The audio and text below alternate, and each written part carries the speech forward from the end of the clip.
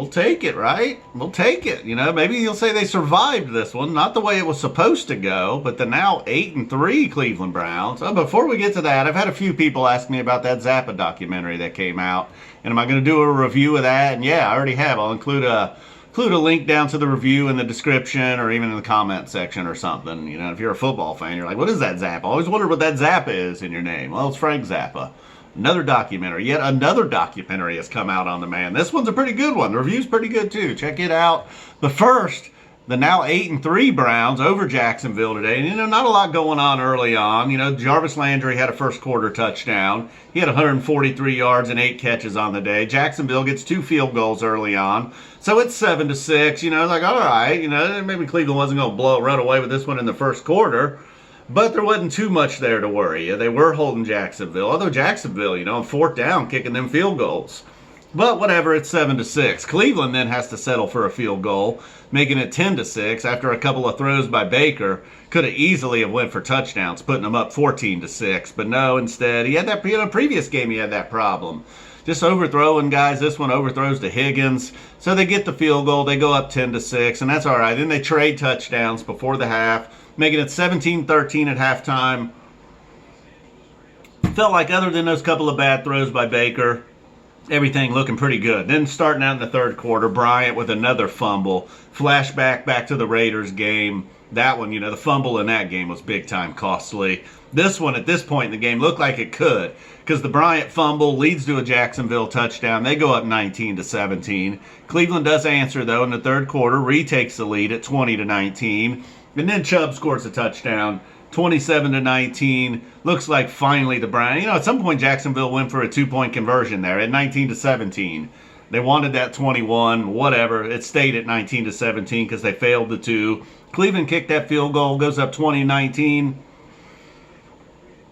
And then in the fourth quarter, Chubb, Hunt, they're taking over. Chubb puts one in the end zone after a nice Kareem Hunt run, gets them down inside the 5. And then it's 27-19. Cleveland looks like they're coasting. Jacksonville's got the ball down 8. You know, they need to score. They get themselves into a situation where it's 4th and 10. Looks like Cleveland sacks them, pretty much eliminating the game. They call a personal foul on Olivier Vernon, you know, a helmet to helmet, whatever it is. And it was technically, by their rules, his helmet did make contact. He did lead with the helmet, whatever. Seemed like, oh, come on, man. You know, that's not what they meant with this rule. You know, that was not malicious. He was not headhunting. Certainly not looking to injure anybody, not injure himself. However, it gives Jacksonville a first down, and of course they're going to score a touchdown. 27-25. That failed 2-point conversion from earlier coming back to haunt them, because now they're down 2, forced to go for 2. They do not get it. Cleveland just needs a couple of first downs, forcing Jacksonville to use all their timeouts. They used Nick Chubb to do that. On his way to 144 yards and the touchdown earlier, Cleveland's able to run out the clock. It ends at, once again, Baker in the victory formation. 27-25 final. Easily could have been 27-19, even 27-20, I suppose. So, the throws by Baker inside the 10 mean nothing. The fumble by Bryant, this one doesn't mean... I was already thinking, man, if they missed the playoffs and he fumbled against the Raiders, they lost that game, they somehow lose to Jacksonville. I know they had no Myles Garrett today. They had no Denzel Ward today. Harrison goes out on the first play of the game. Oh, man. Rough stretch for Harrison. So, that about does it. You know, Baker was somewhere around 250 yards. Did have a couple touchdown passes. Hooper had the other touchdown. Rookie running back for Jacksonville had a big day. Glennon, I don't know. No about old Glennon. I see why he hasn't started a game in years. But what else are they going to do at this point? Tank for Trevor, I suppose. It's down to them and the Jets, right?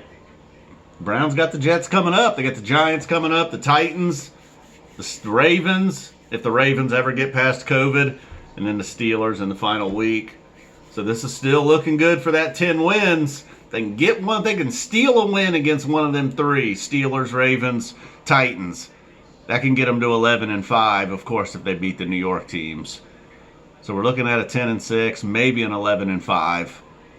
Let's get real fucking crazy. 12-4. Nah, I don't know. Come on. All right, guys. Boom. Thanks for watching. Check out the Zappa review, and we'll see you soon. No Bucks this weekend. No Bucks? You get a Zappa review instead. The review, you will not get COVID from the review. I shouldn't joke about that, should I?